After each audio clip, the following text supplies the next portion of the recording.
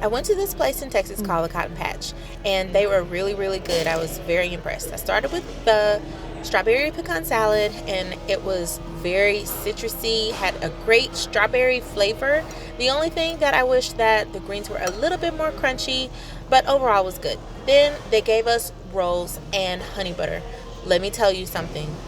The bread was super tender, very fluffy, and you dip it in the honey butter, and it was so good. I mean, I could probably eat 500 of these. Probably not the best idea, but it was super good, very flavorful. Could go back for more and more.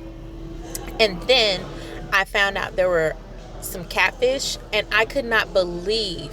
Now, you guys, I am from Mississippi, and the catfish and the hush puppies blew my socks off. I mean, the onions were so crunchy. The hush puppy was super tender. It was super crunchy. It was super hot. Everything was super. I could not believe how delicious it was.